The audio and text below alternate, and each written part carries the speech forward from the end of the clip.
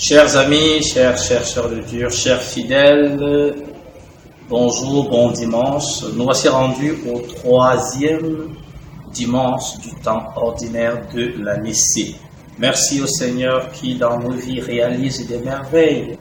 La première lecture nous présente une situation particulière. Après le retour de l'exil, après la publication de l'édit de Cyrus, qui avait dominé Nabucodonosor, a libéré tous les peuples sous la domination babylonienne. Chacun va rentrer dans son pays, adorer son Dieu, et il va même aller jusqu'à prescrire que le trésor royal soutienne la reconstruction du temple de Jérusalem qu'avait complètement rasé Nabucodonosor et ses armées. Et c'était le début de la déportation. Et c'est donc au cours de ces travaux de restauration du temple que l'on va retrouver les tables de la parole.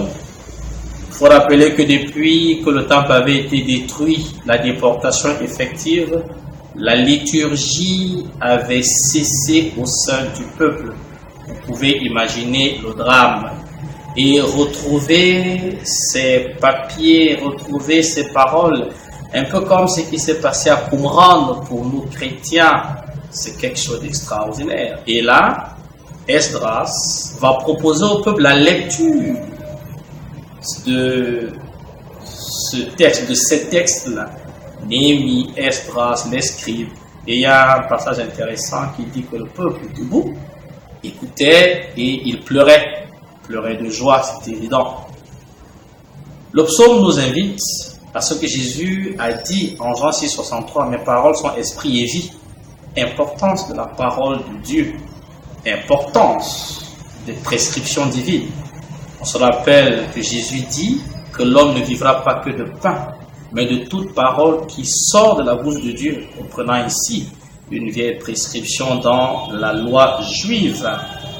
Oui, et l'épître de Paul est un vibrant appel pour nous aujourd'hui à l'unité, et la comparaison à l'extraordinaire, celle du corps.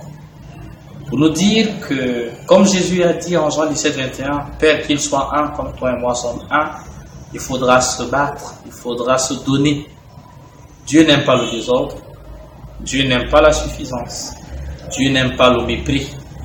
Voilà ce que la parole de Dieu rejette et condamne aujourd'hui. Et dans l'évangile, nous avons ce bel épisode de Jésus qui revient chez lui.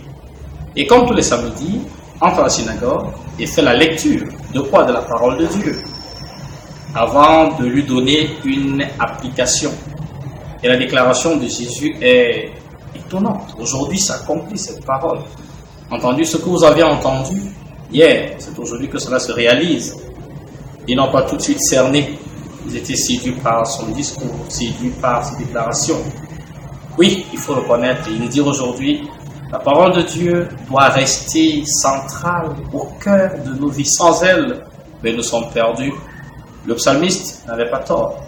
Le psaume 118, quelque part autour du verset 105.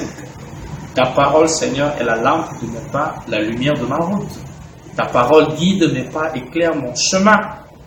A-t-on besoin de commentaires? Que non. Jérémie, en son temps, Psaume chapitre 15, verset 16, il dit, je cite, « Quand je rencontrais tes paroles, Seigneur, je les dévorais, car elles faisaient les délices de mon cœur, et ton nom a été prononcé sur moi. » On n'a pas besoin de commentaires, chers frères, chers amis.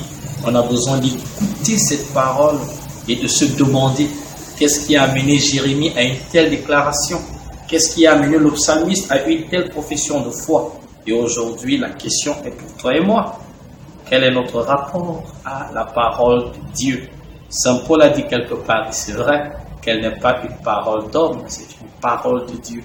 Nous n'annonçons pas une parole humaine, nous sommes messagers d'une parole divine. Oui, ce dimanche, plein feu, flash, lumière sur la parole de Dieu. Les uns et les autres, chaque jour, oui, écrit, médite, mais nous avons besoin d'y rester.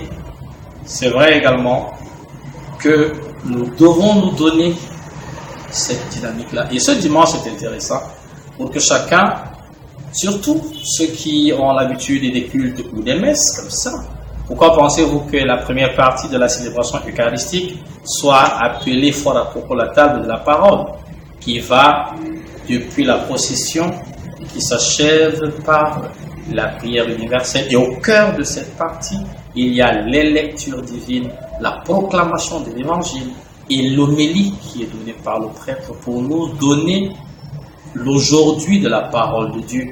Dieu ne parle pas au passé, pas forcément au futur, mais il parle au présent. Dieu est présent. Et c'est aujourd'hui, comme dit Jésus, qu'elle s'accomplit, la parole. Cela, chers amis, chers frères, chères sœurs, je voudrais, dans la dynamique, n'est-ce pas, de notre dimanche, à la lumière de la parole de Dieu, lui donner quelques perspectives pour qu'elle retrouve dans nos vies toute sa place. La parole de Dieu doit être lue, libre. Mais l'exercice, combien de nous encore sommes des lecteurs assidus de la parole de Dieu? Combien sommes-nous simplement des lecteurs assidus des ouvrages qui font grandir notre intelligence et notre vie intérieure? Reconnaissons-le là, nous sommes de bons paresseux, du moins la majorité. Et là, il faut se réveiller. Il y a là un travail à faire pour être des lecteurs permanents, des lecteurs amoureux, des lecteurs savoureux de la parole de Dieu. Sans la lire, eh bien, nous sommes bien mal barrés. Écouter Dieu va avec la lecture. Oui, l'écoute de la parole de Dieu est un moment important pour que Dieu nous parle. Souvent, on a entendu dire, pourquoi Dieu ne me parle pas? Erreur, Dieu me parle tous les jours. Quand je lis sa parole, comme lorsque je reçois la lettre d'une personne qui m'aime, les amoureux le savent, on n'a jamais fini de relire les écrits de celui de celle qu'on aime. Vous ne me direz pas le contraire. Donc, la parole de Dieu, si elle n'a pas en nous cette dynamique d'amour, on va vite se fatiguer. Mais elle doit rester. Les familles doivent lire la parole de Dieu. Les communautés, il y a eu comme ça des initiatives de par le monde. Une famille, une Bible, un chrétien, une Bible. Il faut avoir sa Bible personnelle et il faut trouver du temps pour lire. C'est un signe d'amour, trouver du temps. Oui, la parole de Dieu qui est lue, qui est écoutée, doit être méditée, c'est-à-dire de trouver du temps et de l'espace pour qu'elle descende, pour comprendre les différentes significations avec l'assistance de l'Esprit Saint. Combien sommes-nous encore qui méditons les paroles divines avant quoi que ce soit? Combien sommes-nous, comme dit le psalmiste, nous dévançons la fin du jour pour méditer sur tes promesses, pour méditer sur ta parole?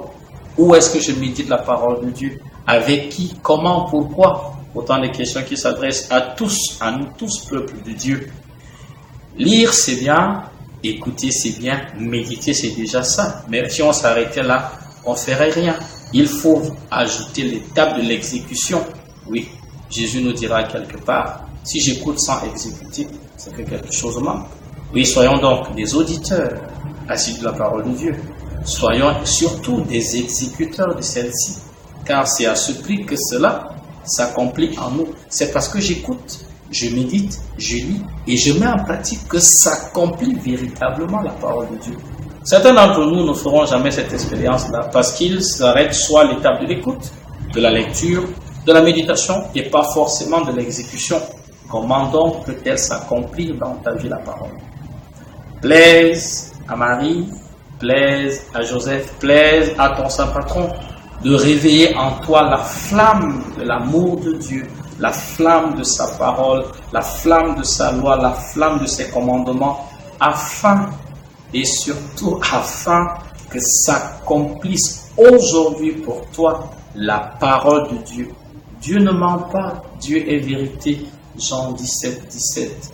Oui, je souhaite pour toi, pour moi, pour nous tous, le début de l'accomplissement des paroles divines. Aussi, une question, chers amis, chères sœurs, chers frères. Comment reconnaître que l'Esprit Saint repose sur toi? Il a reposé sur Jésus, on a vu les signes. Il a reposé sur Marie, on a vu les signes. Il a reposé sur Joseph, on a vu les signes. Il a reposé sur les saints qui nous ont précédés au ciel, on a vu les signes. Et toi et moi. Bon dimanche, sainte semaine et à la semaine prochaine.